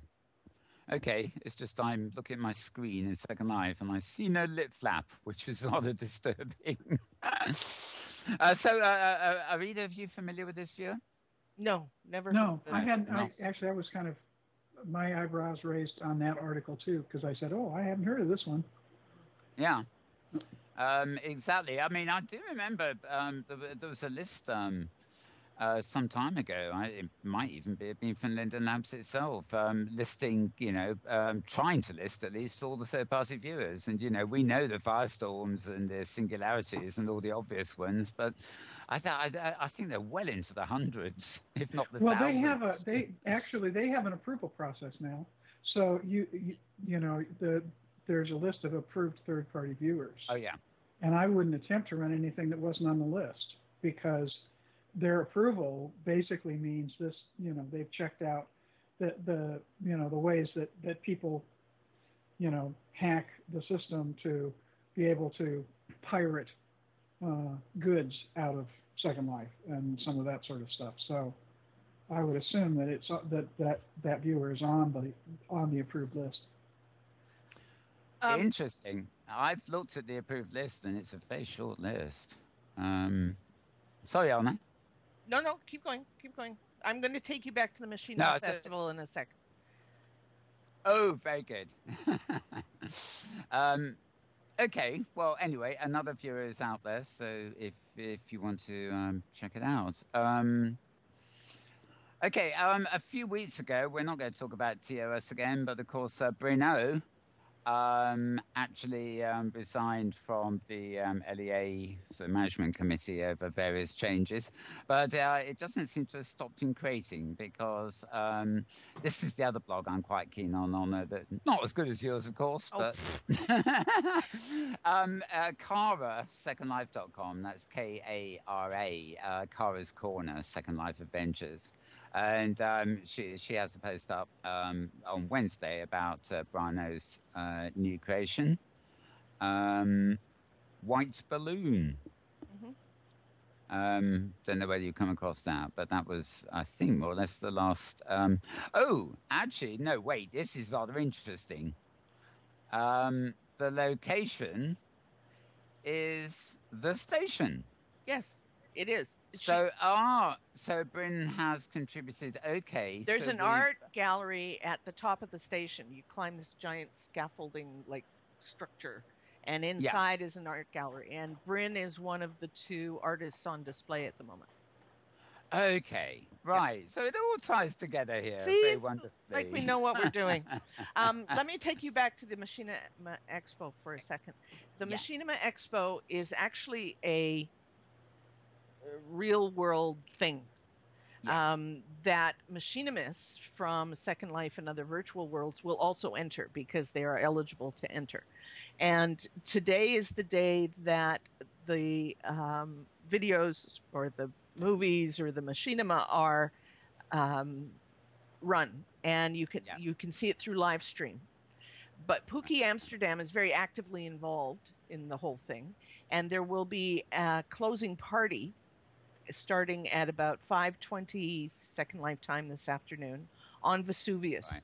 If you go to sl.governormarley, that's Governor Marley, one word.com, you will find the schedule for Machinima Expo and the exact slurl for the closing party, as well as the trailer.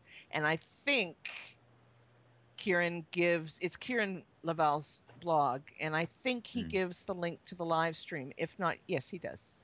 He'll give the link to the Machinima Expo site, which will have the live stream link on it if you want to watch them. We watched last year. It was a lot of fun.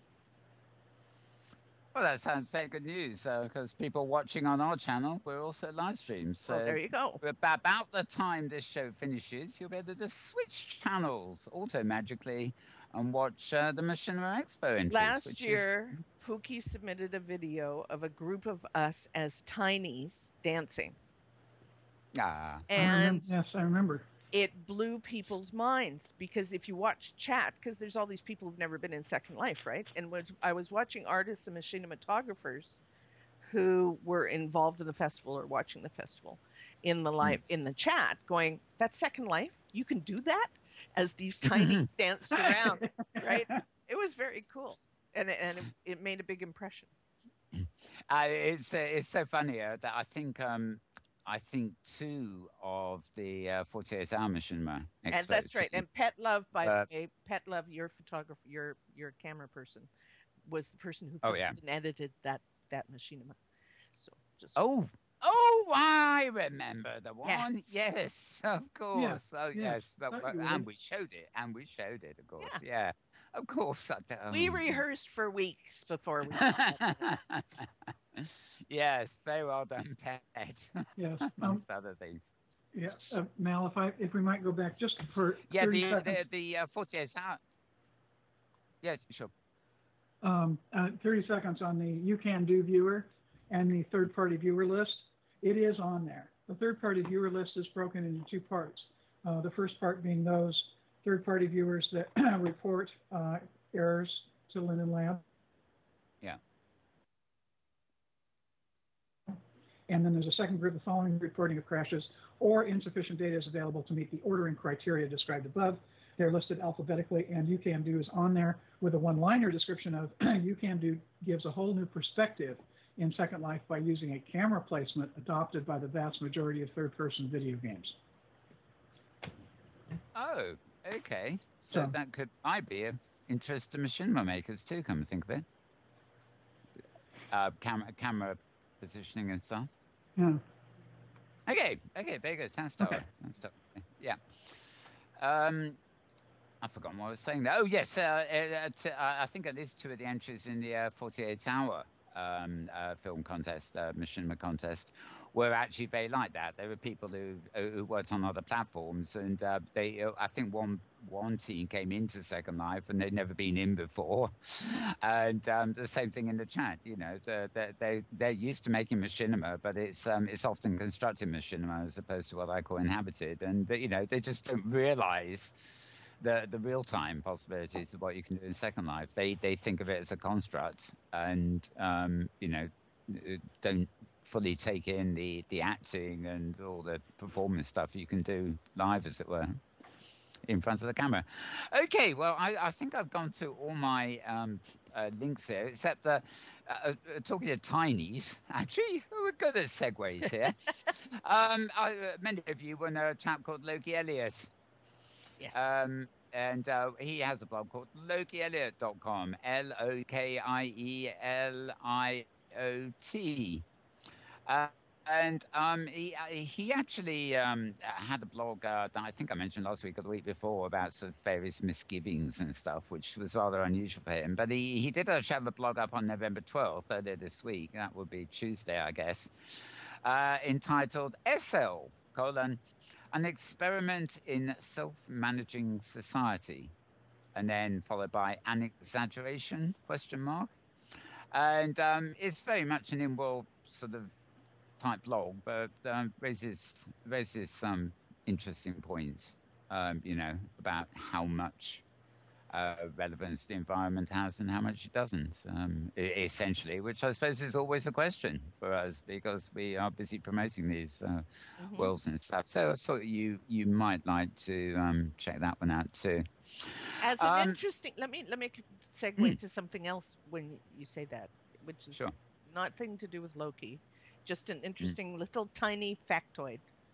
A couple of weeks ago, a woman blogged on Huffington Post. You may have heard of this or not. Yes. And she put in an excerpt from a new book she's done on cyber dating. And in it, she states, and I'm paraphrasing, but I'm going to try and get this as close as possible. Second Life was launched in 2003 by Linden Lab as a dating site. I remember that. I think Tara mentioned it. Yes, I shared your reaction. And a number of us, just so you know, a great many of us responded in comments on the Huffington Post. And essentially we were, saying the same thing, which was that the history of Second Life is very well documented, and if you'd done a little research, you would have known that this is not exactly accurate. My point was it wouldn't have hurt your thesis to be accurate. It was an emergent behavior rather than the primary purpose of the virtual world. But it made me conclude that I've been doing it wrong. Because, my date's number 0 and it's been 6.5 years. So somewhere I've done it wrong. The whole Second Life just screwed it up. Trouble is, she probably believed you. That's right. Anyway, our comments did not appear or were deleted. Oh. So if you go back to that thing, you might see 1 or 2, but I can assure you mine was never accepted through moderation, and a bunch of the ones that were eventually just deleted. So I think she decided this was not a topic she wanted to explore. She wanted to go back to her thesis, which didn't involve Second Life. So. It didn't involve the reality of Second Life. Exactly. She wanted it, she wanted her point to be left. Yeah. It was.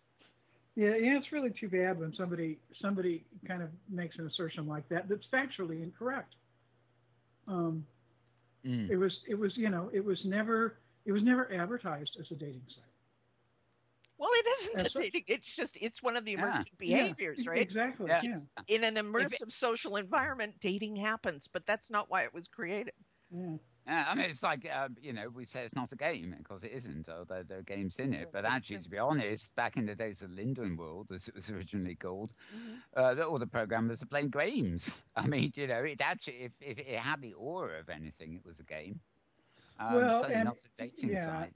And I happened today to pay a visit to www.secondlife.com.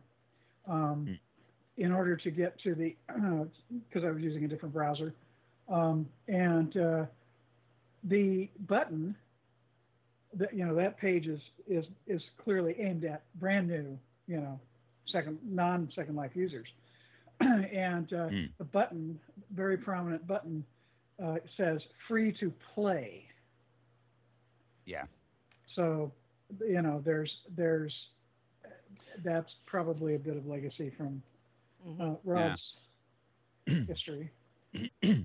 It's a very common expression that I think could well have just been misused because in the gaming platforms and a lot of things they do say free to play, like apps that really have nothing to do with playing are free to play.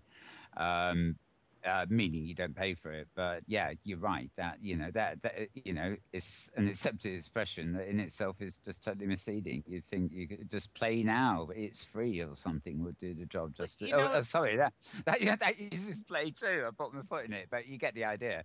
There must be another combination of words. I find it it doesn't really. People write ad copy for virtual worlds and things to attract new users, one presumes.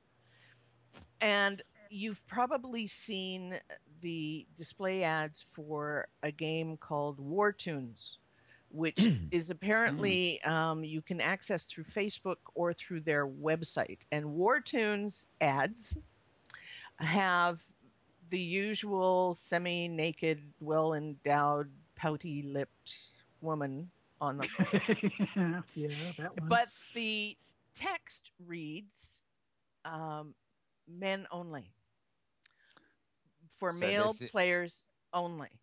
So players. Men only. So if you read the ad and you look at the picture, then you have to assume either there's female sex bots running around inside the game who are programmed to give you positive feedback at appropriate times or something. I don't know.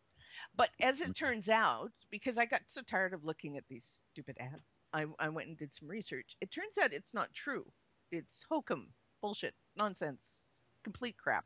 There are, of course, women players in War Tunes. And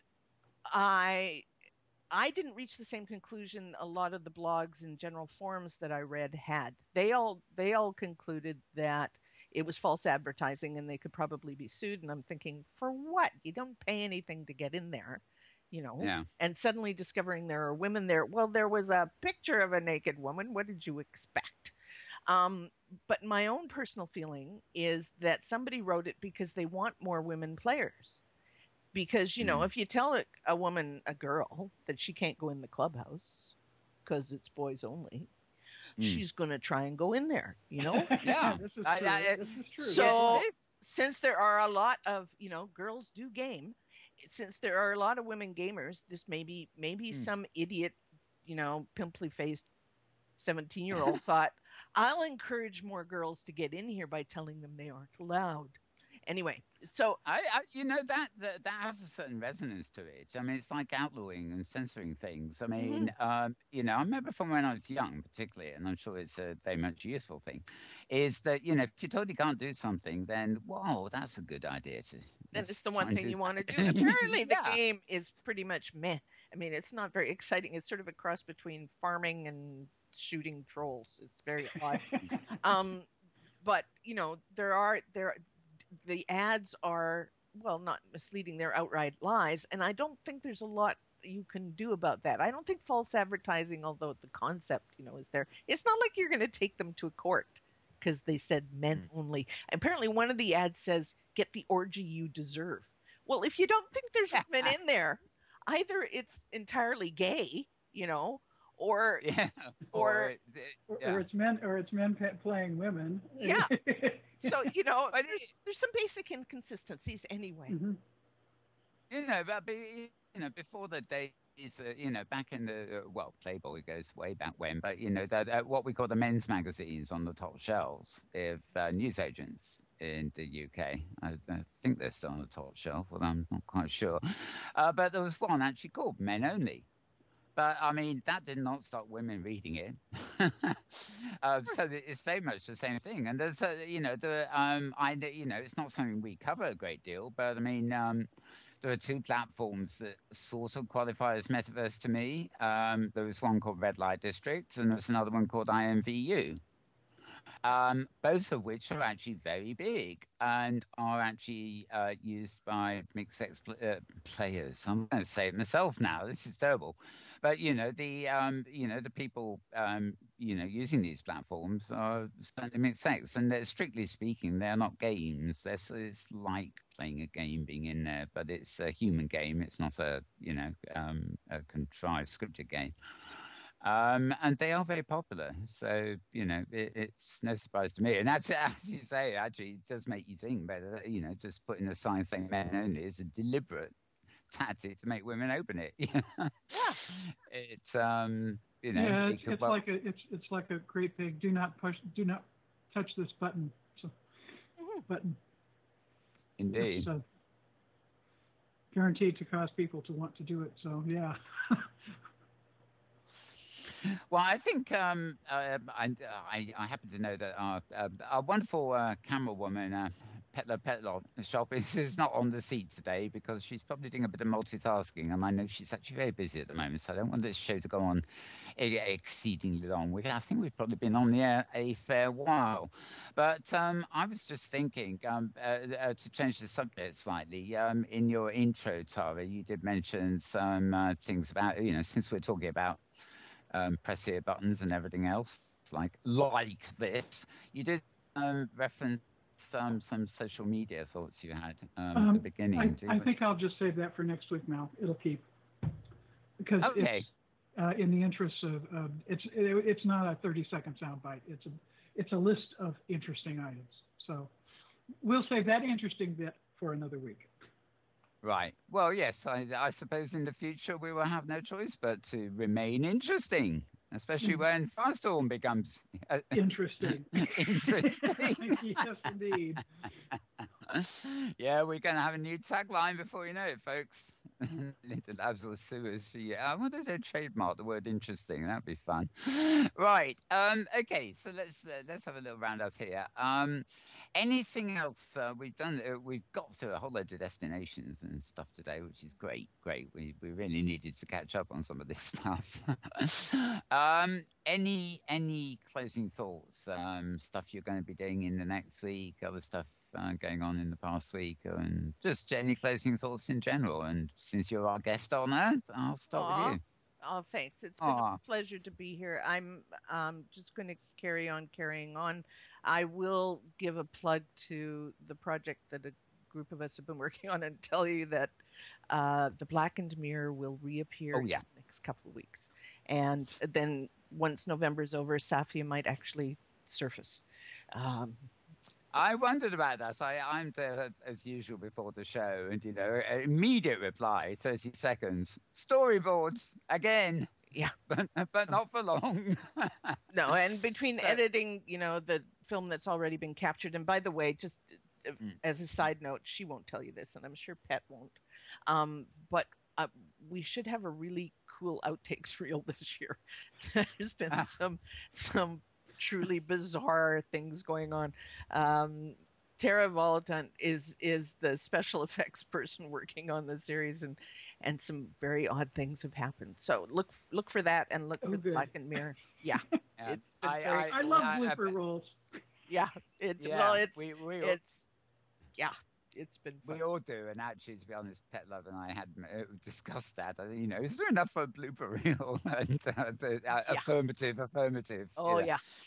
And yes, I know. I don't know. I hope a certain red pussycat that is my normal avatar also made a cameo appearance in one of them, and I can tell from the footage that there's probably more than a few bloopers on that one too. So, and actually, I think the real blooper reel is going to be from yesterday's 48-hour machinima contest, because we had this long bit at the end where the votes were coming in, and Panther Chanel Melissa was too busy to talk, so he said, "Keep talking, Mal." And I was just inventing things to talk about. At one point I was joined by one of the team leaders who seemed to take sympathy on me and come up and start talking to me, but eventually I got they put some music on to keep it going, and then we changed the camera on the channel so we had the music too, and I was just bussing in now and again saying, "We will be back shortly, folks, for the results." And I strapped on one of my dances, and Pet Love and Emma, who were filming, immediately cammed in on me. And I said, "Eek!" We never saw you dance before, Mal. It was a treat. You're very graceful. Yeah. Well, judging by the time the camera spent on me, I think I wonder if somebody's going to be diving into a cutting floor when she's got time and doing something with that. Yeah, don't worry. actually, it wasn't that bad. I just got rather shocked because somebody said change camera, and I pressed the change camera button, and lo and behold, what did I see? the dancing me. It's even funnier when you see the kitty cat trying to dance. It distorts, but that's another ball game entirely. Right. So, yeah. Well, anything else on? No. I'm look forward. Yeah. I can't believe it's going to be December so quickly. And of course, December was the date we were given for Black Mirror. So, a couple of weeks' time, hopefully we'll be showing it here amongst all the other places that get shown. And actually, of course, that's the other thing I mentioned. There have been a whole load of Inworld blogs during the week opening winter sims. It's almost as though Halloween is now over.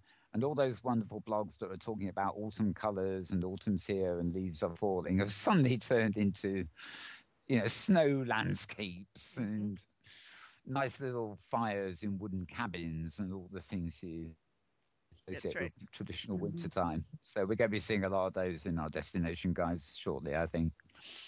And there actually are some wonderful ones. I've already started creating a winter folder of machinima for later on in the year, and we may do, and I'd love you to come on this on if you're around. What we did on Halloween, and I mean the real Halloween night, is we did a midweek special where we showed Halloween clips, and we had about 3 Inworld segments sort of between them, which are sort of rather partyish but fun. Had a few critters along to show off at the same time.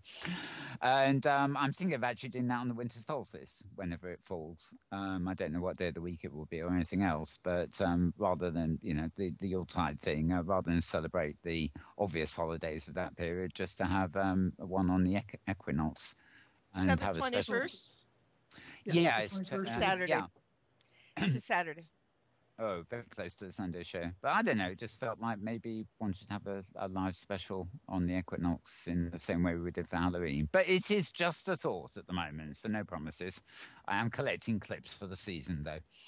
Okay, Tara, closing thoughts from you.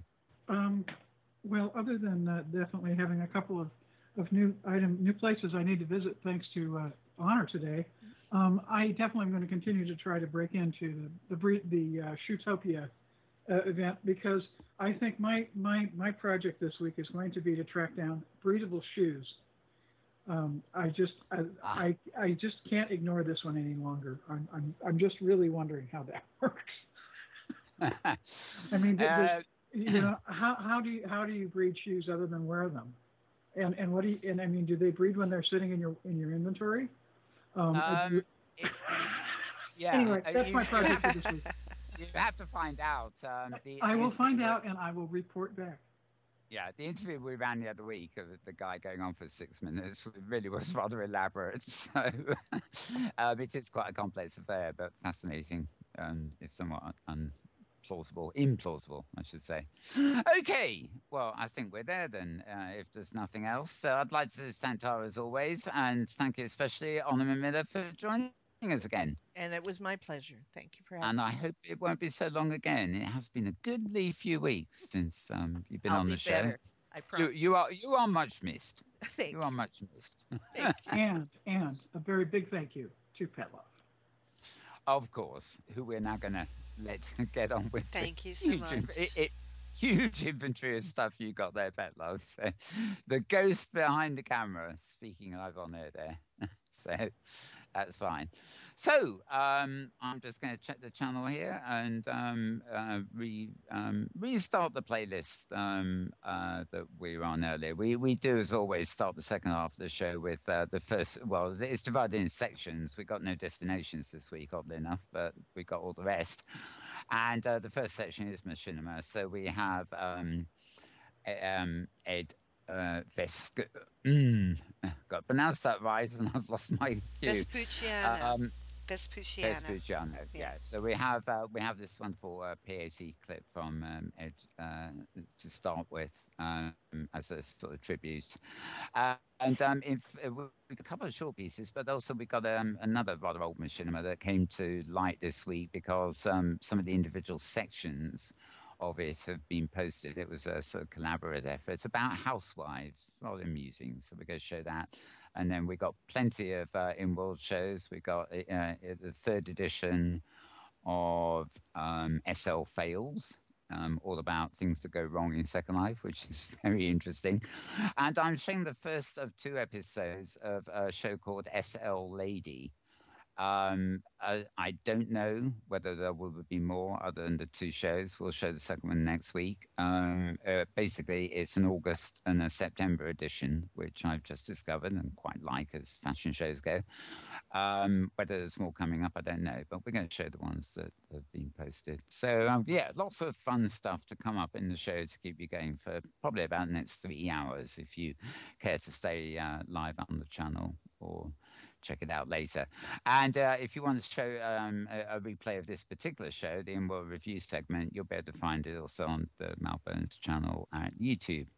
If you want links throughout the week, apart from checking out Honour McMillan's blog, which you must do follow Mal Burns twitter.com/Mal Burns on Twitter for Metaverse news, and for Second Life Inworld news, follow twitter.com/Mal Burns _writer.